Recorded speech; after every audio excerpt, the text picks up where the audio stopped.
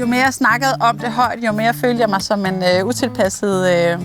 utilpasset unge et eller andet sted, for at have den her holdning med, at vi skulle passe på vores insekter og vores smådyr. Og det gav mig bare blod på tanden på, at nu var der et emne her, der skulle formidles. Jeg hedder Sandra, og jeg har Naturengen.dk. I Naturengen sælger jeg siger alt til din vilde have. Naturengen opstod, fordi at jeg simpelthen ikke vidste, hvad jeg skulle stille op med den her have.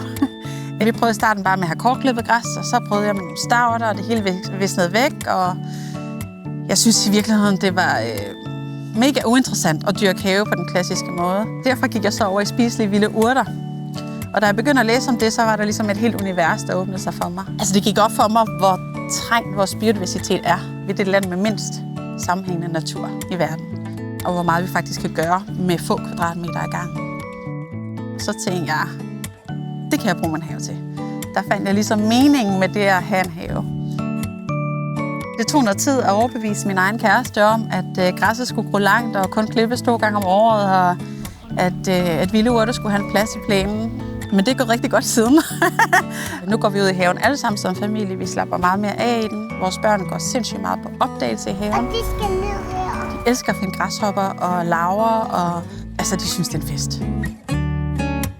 Det, der driver mig, det er at udbrede kendskabet til vores arter, og hvor stor en forskel det gør, at vi behandler vores haver på en ny måde. Altså skaber en helt ny havekultur. Jeg har hørt om PensoPay på Facebook, i nogle Facebook-grupper. Der er dukket PensoPay op ret mange gange. Det, jeg kunne læse mig frem til, det er, at de svarer ret hurtigt. De er meget behjælpsomme, og I sætter det gerne op for en. Og det synes jeg jo var sindssygt appellerende, at jeg på den her måde stadigvæk kunne have kontrollen, men få noget hjælp til at sætte det op, uden ligesom at give det fra mig.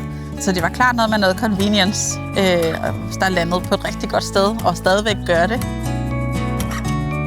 Jeg har valgt at tilvælge PensoPay Shipments. Altså det, der sker, det er på min telefon, når jeg får en ordre, så får jeg en cash-lyd fra Shopify, og så kan jeg høre, der er gået en ordre ind. Så går jeg ud på mit kontor og åbner min computer, og der kan jeg se, hvad kunden har købt. Så pakker det, vejer det af, putter label på osv., pakker det i æske, og så trykker jeg send ordre. PensoPay gør det igen nemt for mig. I har sat det op for mig i mit system. Jeg vil sige, at jeg har levet op til at trykke det.